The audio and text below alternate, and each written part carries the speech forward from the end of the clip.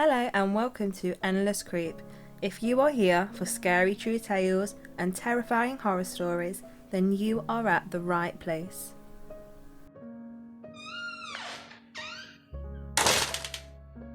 Our little village was the kind of place where everyone knows everyone, and I could count the amount of houses on two hands. We were a really quiet and close-knit community, and nothing ever happened there. Proper out in the sticks stuff. One night a few years ago, my mum and stepdad had gone out to this concert and left me in charge of my little brother and the dog.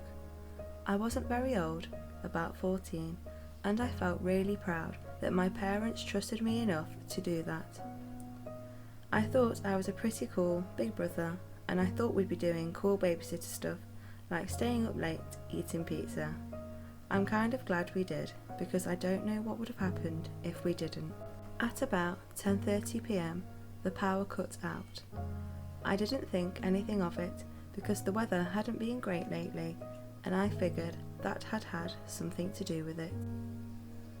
I got some candles out of the cupboard and lit them, and put some of our favourite songs on. As soon as I sat back down, Sonny, my little brother, turned to me and, being the weird little kid that he was, told me very calmly that someone was outside. I was a little perturbed by him, but the dog hadn't done anything, so I presumed it was just the neighbours or something.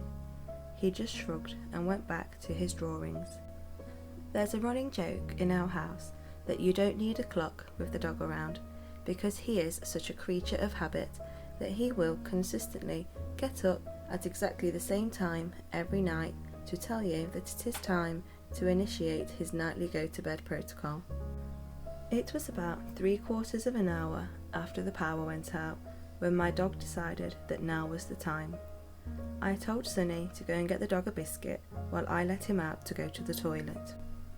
Now, our kitchen is an extension to the original house, and so as such has a flat roof that is competitively low to the ground compared to the rest of the house, and offers easy access to the bathroom window. As I opened the door so the dog could do his thing, Sonny pushes past me in the doorway and whispers, "I know you're out here and I'm calling the police." As he turned around with the biggest, proudest smile you have ever seen on his face, there was a very distinct rustling coming from just above the doorway. I don't think I'll ever forget the way Sonny's face dropped when he looked just above my head. I looked up. The man sitting on the roof above me panicked, tried to kick me, and then ran off into next door's garden, and presumably into the cornfields surrounding our village. I was scared, and Sonny was bawling his eyes out. I ushered him inside as quickly as I could and got a knife from the kitchen. We both went into his room, and I told him to try and get some sleep while I waited for our parents to come back. It was an agonisingly long 4 hours before they did. My stepdad immediately went outside to check to see if everything was alright. I heard them talking about how something had smashed the fuse box. Obviously, we called the police, but they didn't come until later that day. They did a search of the immediate premises and found a makeshift bed in a nearby disused barn, along with pictures of silhouettes of us in the shower through the frosted glass. I think it's pretty safe to say the whole experience definitely shook us up. We moved out as soon as we could, but I still shut curtains whenever I can, and I see shadows underneath every door. Sonny just keeps quiet about it, but I'm not sure if that's just because his brain has cut it out or whatever. So yeah, weird kitchen roof stalker. Let's not meet.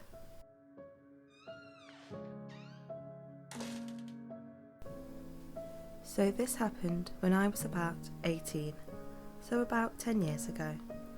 I was visiting my boyfriend at the time in his college dorm. He went to a pretty popular college in California, so there was a massive campus.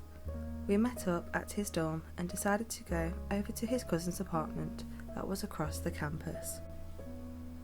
We were drinking and smoking, doing as young adolescents do, and I smoked a little too much and ended up passing out on the couch.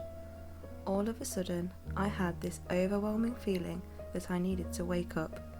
I opened my eyes and realised that the blinds to the patio were open, and you could see right into the room where I was sleeping. I then realised that I was alone in the room, so I called out for my boyfriend, but I didn't get a response. So I came to the conclusion that I'm in the apartment alone.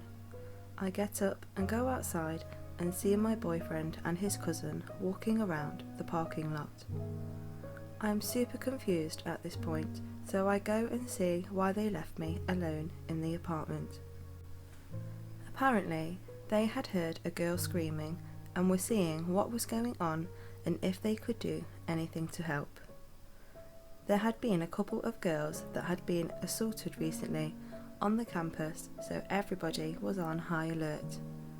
So we walked around for a couple of minutes, but we didn't see anybody or hear any more screams, so we started heading back to the apartment. This only took 5 minutes, maybe less. As we are on our way back to his apartment, we see this person, all in black, with their hood on, come out of nowhere and walk right into the apartment I was just in, asleep, a few minutes prior. But it wasn't like a regular walk, it was more like a power walk, and it looked like he was holding something in his hands. We all kind of scream, "Hey," and start running back to the apartment. The guy then runs out of the apartment and hops down to the area underneath the patio. By the time we get to where he jumped, he was already gone. This kind of creeped me out because where he jumped was a creek area and completely pitch black. Not to mention, we weren't that far from the apartment, so it only took us about 30 to 45 seconds to run back. I'm pretty sure whoever it was saw me asleep on the couch. It gives me chills to think about what could have happened if I didn't wake up. I was all alone and my boyfriend and his cousin were distracted by someone they thought was in need of help. So, creepy guy who likes to prey on sleeping girls, let's not meet.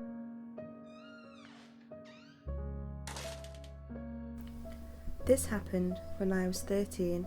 My dad came home with one of his friends from work. For this story, I'll call the friend Gary. I had just come home from school and found Gary sitting in the living room, and it spooked me. He stood up and introduced himself, though I was so spooked to care, beside him looking me directly into my eyes as he talked. I was relieved getting away from that very awkward introduction, and I left ASAP after he was done yapping.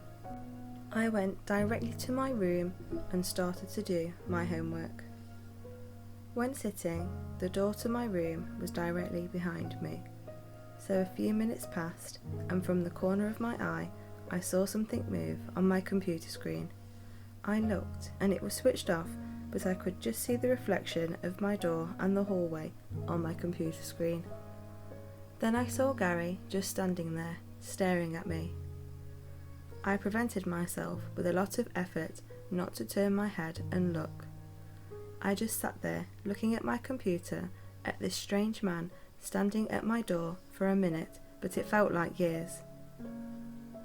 Just when I was about to turn around and ask him what he wanted, I heard my dad calling as he was approaching the living room from outside the house. Gary then turned back, and I'm sure he ran, because in a split second, when I turned my head to the hallway, he had vanished.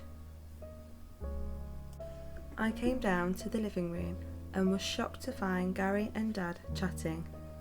I was clearly confused, but I was more astonished by how Gary behaved as if nothing had happened. I asked him was he just upstairs outside my room, but he burst out laughing and brushed it off with a dumb comment like, "You might have seen a ghost."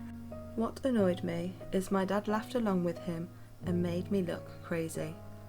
I never let that story go, and I kept telling everyone, so years later, when my dad met up with Gary, he had to ask, and Gary confessed and told him that he was at my door that day.